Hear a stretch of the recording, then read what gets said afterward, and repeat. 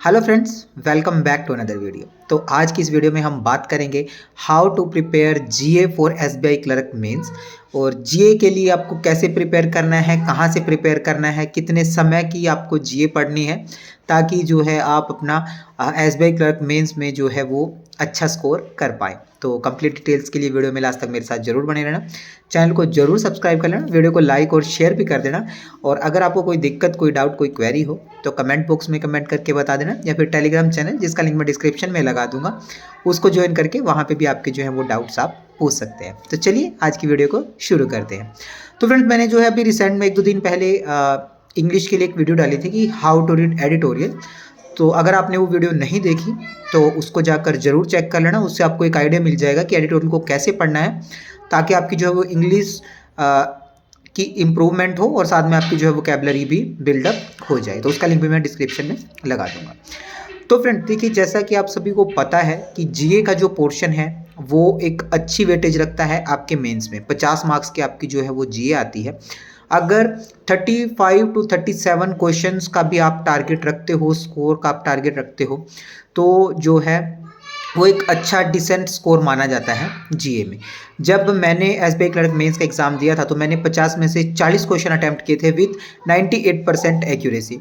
मतलब मेरे को ये पता था कि मेरे जो है वो 35 टू 37 मार्क्स जो हैं वो जीए में से कहीं नहीं गए हैं। ठीक है, आते मुझे आगे के जो 5 मतलब 45 क्वेश्चन, जो 5 क्वेश्चन और थे वो भी आते थे, बट उसमें क्या था, थोड़ा डाउट था कि 2 ऑप्शन जो होते हैं उनमें डाउट था, तो इसलिए मैंने वो अटैम्प्ट नहीं किए थे। तो अब आपको कैसे प्रिपेयर करना है जीए के सेक्शन के लिए। देखिए, आजकल जो है वो जीए भी मतलब बहुत डीप में पूछा जाता है। हम जो है वो बहुत चीज़ें पढ़ के जाते हैं, बट एग्जामिनर जो है, जो हम पढ़ के जाते हैं उसी को जो है एग्जामिनर वो क्वेश्चन में रख देता है और हमसे वो पूछता है जो हमने नहीं पढ़ा होता। तो हमें जो भी जीए पढ़नी है वो हमें डीप में पढ़नी है।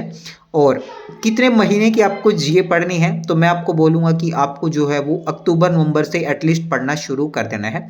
जैसा कि आपका प्री का जो एग्ज़ाम है वो फेब में है, और आपका मेंस का जो एग्ज़ाम होगा वो अप्रैल में हम एक्सपेक्ट कर सकते हैं। ठीक है, अप्रैल या मई में, मतलब अप्रैल में आपका जो है वो मेंस का एग्ज़ाम हो जाएगा तकरीबन।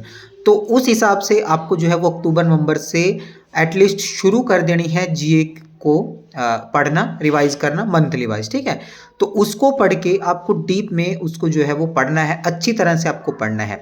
और मेन से पहले आपको जो है उसकी 2 से 3 बार आपको जो है उसकी रिवीजन कर लेनी है। अभी देखिए, जो आपकी बैकलॉग वाली जो महीने हैं, मतलब पीछे के जो अक्टूबर नवंबर दिसंबर के जो महीने और 15 दिन आपके जो इसके हैं जनवरी के, तो उसको आपको जो है आप वीकेंड पे कर सकते हो, कि वीकेंड पे आप जो है उसको रिवाइज कर सकते हो, या फिर डेली बेसिस पे आप टाइम निकाल के अलग से उसको जो है वो कवर कर सकते हो। बट जो आप अभी डेली की जो करंट अफेयर है उसको आपको हर रोज़ साथ के साथ पढ़ना है। डेली बेसिस पे उसकी जो है वो आपको नेक्स्ट डे जाके क्विज करनी है। देन फिर जो वीकली आपकी जो करंट अफेयर्स आती हैं फिर उसको पढ़ना है। देन फिर मंथली जो भी आपने पूरे महीने में पढ़ा है फिर उसको जो है आपको मंथली रिवाइज कर लेना है। ठीक है, ऐसे आपको जो है आपके जीए को पढ़ना है, और अक्टूबर नवंबर से एटलीस्ट आपको जो है बहुत अच्छे तरीके से आपको जीए का रिवीजन करना है। दूसरी बात, कितने सोर्सेज से हम जो है वो जीए को पढ़े, कौन कौन से सोर्सेज से हम पढ़े।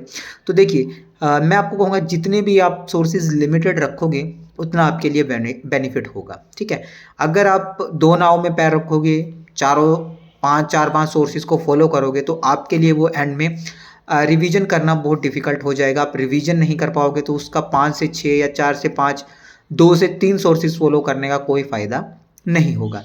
तो जितने भी सोर्सेज मैं कहूँगा कि आपको जो है आपके सोर्सेज वो लिमिटेड रखने हैं। अगर फिर भी आपको करना है तो फिर आप ज़्यादा से ज़्यादा सिर्फ 2 सोर्सेज से पढ़िए। ठीक है, और जैसा कि आपको पता है अड्डा 24/7 आपका हो गया, अफेयर्स क्लाउड आपका हो गया, स्टडी आईक्यू आपका हो गया, और भी जो भी आपको जो है वो अपने अकॉर्डिंग आपकी जो भी आपको सोर्सेज, साइट्स, एप्लीकेशंस अच्छी लगती हैं वहाँ से ही आपको on the daily basis current affairs पढ़नी है, और उन्हीं को थ्रू आउट योर प्रिपरेशन, उन्हीं से आपको जो है वो प्रिपरेशन करनी है। ये नहीं कि आज आपने इस साइड से पढ़ा, 2 महीने बाद आप दूसरी साइड से पढ़ रहे हो, तो उससे कोई फ़ायदा नहीं होने वाला। एक ही साइट को या 2 साइट को जिसको आप फॉलो कर रहे हो थ्रू आउट आपको उसी से पढ़ना है, और सोर्सेज को आपको बार बार चेंज नहीं करना, और उन्हीं के फिर मैगजीन्स वगैरह से उन्हीं के जो अवेयरनेस के जो जनरल अवेयरनेस के जो कैप्सूल्स वगैरह आते हैं वहीं से फिर आपको जो है वो रिवीजन करनी है। ठीक है। तो और जैसे कि मॉक टेस्ट आप दे रहे हो अगर मेंस के, तो उसमें जो भी जी क्वेश्चन आते हैं उनको भी आपको जो है वो सोल्व करना है। सोल्व करने के बाद फिर उसका जो है अच्छी तरह से आपको एनालिसिस करना है, और उन क्वेश्चंस को भी आपको जो है या तो आप नोट डाउन कर सकते हो, या फिर जब भी आप एनालिसिस करते हो उनका भी आपको जो है वो रिवीजन कर लेना है। ठीक है। तो बस आज की वीडियो में आपको यही बताना था कि आपको जो है वो जीए को कैसे प्रिपेयर करना है, कितने मंथ्स का प्रिपेयर करना है, कौन से सोर्सेज फॉलो करने हैं, और क्या आपकी जो है वो स्ट्रेटेजी होनी चाहिए। तो आशा है कि आपके जो है वो जीए से रिलेटेड सारे डाउट्स जो हैं वो क्लियर हो गए होंगे। फिर भी आपको कोई दिक्कत, कोई डाउट, कोई क्वेरी हो तो कमेंट बॉक्स में कमेंट करके बता सकते हैं, या फिर टेलीग्राम चैनल जिसका लिंक मैं डिस्क्रिप्शन में लगा दूंगा उसको ज्वाइन करके भी आप वहाँ पे भी आपके जो है वो डाउट्स पूछ सकते हैं। तो वीडियो को लाइक और शेयर करना ना भूलें, चैनल को जरूर सब्सक्राइब कर ले। तो thanks for watching, subscribe the channel for more updates. Have a nice day.